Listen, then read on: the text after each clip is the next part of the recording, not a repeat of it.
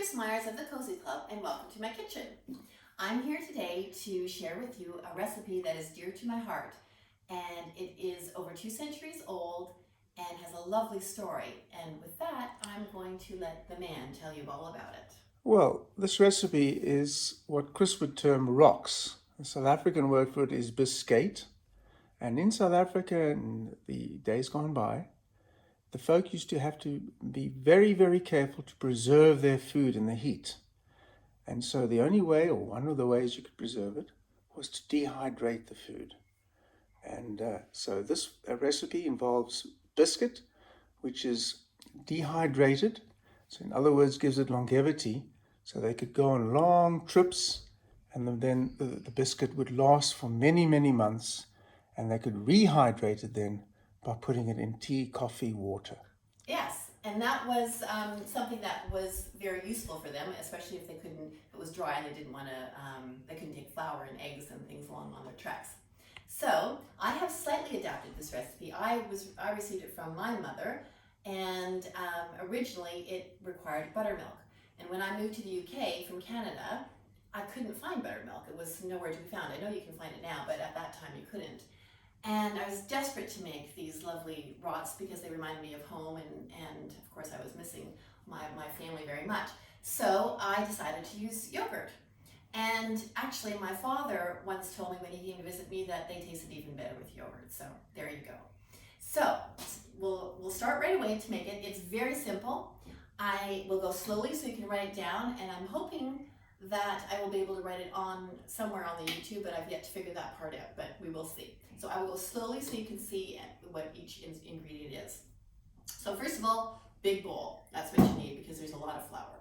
So first you get your flour. Now I use plain flour. I think it tastes better and for this particular recipe, but it's up to you. Both work, but I personally prefer plain flour. What's the other type of flour? The self-raising flour.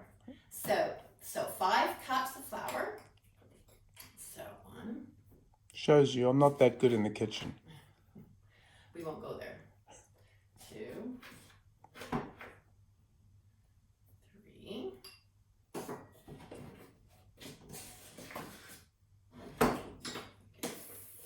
4, and finally 5. I'm scraping the bottom of the barrel here. I thought I had plenty of flour. Well, that's what we do. But I've been so lucky because with this lockdown, flour has been quite hard to find. And I've had the most wonderful neighbors drop me off flour here, there, and everywhere, which is great. Because I must say, this recipe, since living here for 20 years, it's been one of those that kids absolutely love. When I used to do my Christmas fairs and summer fairs, I would make them as well. And my neighbors, I had a hole in the hedge, and they would climb through the hedge and they'd knock on my back door and they'd say, "Our rocks being baked today." And I love that. Unfortunately, they're now grown up, so they don't do that anymore. But perhaps one day other little ones will do that. So anyway, you've got 5 cups of flour, so that's done. You want 1 cup of sugar. Oops. And I use castor sugar, which I think is nicer for baking. Can use granulated if you have that only. So 1 cup of that. You need 1 teaspoon salt. There's my salt. 1 level teaspoon salt. There we go. 4 teaspoons baking powder. Okay, so baking powder, not baking soda, baking powder. So 1, 2, 3, 4. So those are all the dry ingredients, okay? So you've got your flour, sugar, baking powder, and salt. You give this a quick mix, just so you get it all together. Now, many would say you should sift this. I don't. And it hasn't made a difference, I don't think. But again, it's up to you how you like to bake. So it's all mixed together. So there you're done. So then you take 2 eggs.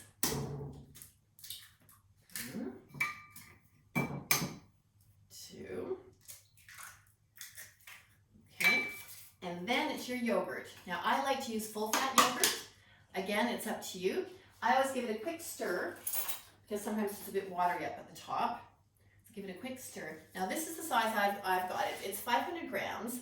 Now, I've actually, to be honest, never measured how much yogurt I put in. I sort of just guessed it. So basically, I would say about 400 grams.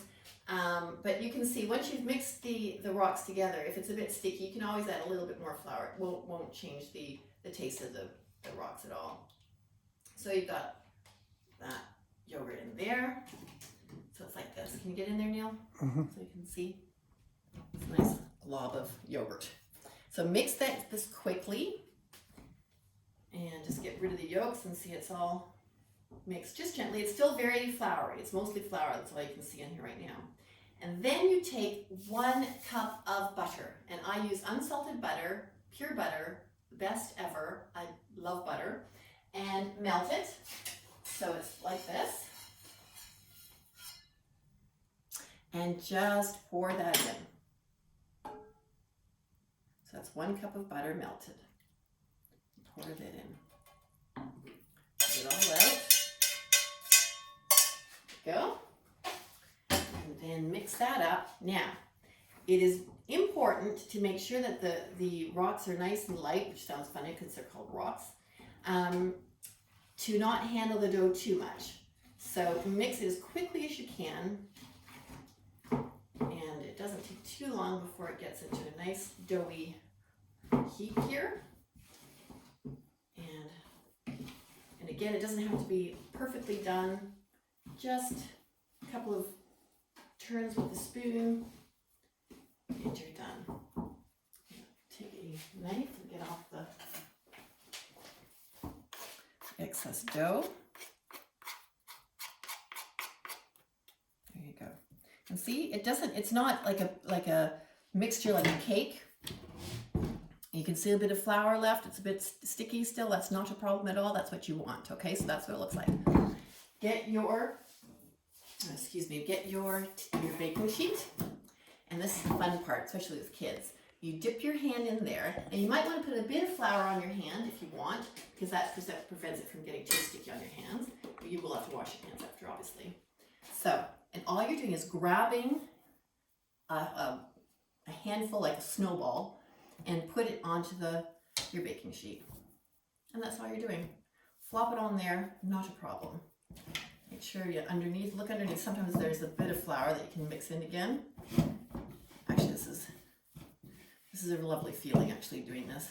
Very homey, comfy, cozy. So there you go. And I usually make about 13 blobs of this. 13, what a number. And because you'll see when it comes out. Baker's dozen. They look. Yeah, baker's dozen. Okay. Let's see, 1, 2, 3, 4, 5, 6, 7, 8, 9, 10, 12. We've got 12 today.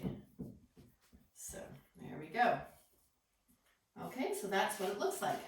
Not uniform, not perfect, just the way they come out. I'm just going to put this into the sink, get it out of the way, and wash my hands. There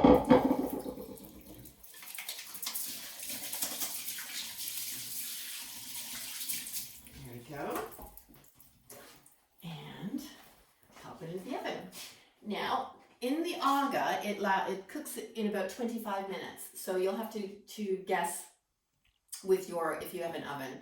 And I would say it's at about 180 degrees centigrade or maybe 375 Fahrenheit. But check it. I put it in the middle of the aga, so on the baking area. But so I can't really, when I made it in Canada, I'm pretty sure it was 180 or 375. But you can guess it. Just keep checking it. What you want it to have is a very, very golden brown coloring, and then you'll know it's done. And you can always just take it out, open one up, and see if it's not doughy inside, and then you can guess for yourself. So I'm going to slide that one in, and I'm going to talk to Alexa right now. Alexa, timer for 25 minutes, please. 25 minutes. Starting now. I love Alexa. She's lovely. All right, so that is cooking now for 25 minutes. And I have done the typical thing of doing one beforehand. So if you guys are anywhere near me, you must come for tea because I've got lots of rocks ready. So I shall show you what it looks like when it just comes out. I just made these just before I started the video. So that's what it looks like. Now they're big and fat and lovely. And they are legendary. And they are so yummy. And the thing is about these, when they're just taken out of the oven, there is absolutely nothing nicer when it's just hot and putting it on your plate, opening it up, putting some butter on and some jam, and it melts in there and you have a cup of tea. It is so good and such comfort food. It's amazing. But that only lasts for about half an hour. After half an hour, after you've taken it out of the oven and let them cool, what you want to do is break them up like this. And this is where the double baking comes in. So then you break them all up into tiny pieces, well not tiny, but you know, nice sizes, like cookie sizes, like that.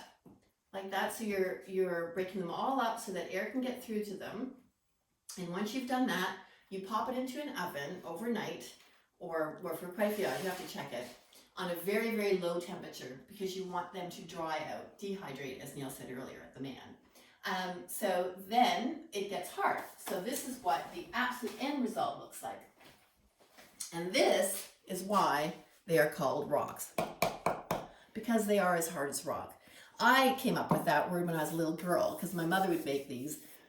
And she would actually make a bucket. She would take a bucket and do 10 cups of flour. So she would have a whole lot of rocks available for the children who came to play with us. So anyway, I call them rocks, and I have to this day, and this is how everyone knows them. And so they're hard as rock. You dip them in your tea, and they soften up. And you do mess a little bit, but does that matter? It doesn't matter. It's actually nice. And you crunch it, and you enjoy it, and it's wonderful. And the other thing that is great about these rocks is they're brilliant to send. I send them back home quite often for those who love my rocks. And it doesn't matter if they get smashed a little bit in the post because it just comes as a rock. It doesn't matter. So when you have done that, you can sit down, enjoy your cup of tea, enjoy your soft rock, and then remember to put it in the oven for, I would say, overnight on a very, very low temperature. When you want to check it in the morning, or when you've left it in for as long as you want, make sure they are dry. Go to the middle ones and make sure that they're very dry, because if they're not, that's when they won't last for as long. But that's about it. I don't think I have anything else to add. Neil, do you want to say anything else? I just want to show everyone that little mouse. And I think you should go and wash your hands one more time, Chris, because the ladies would love to see your basin. And okay, here I go. Here we are. And the beautiful flowers, mainly pink for our new grandchild. Cecily? I don't know. Neil's mentioned that a lot. Oh. Well, oh dear. Okay, but anyway, that's thing. it for today. As you can tell, this is the first time we've done this together, this YouTube. We shall try and do another one, depending on what you guys think about it. And hopefully you've enjoyed it. Hopefully you'll make some rocks. And do let me know if you have and what you think about it. And enjoy. Take care. Bye.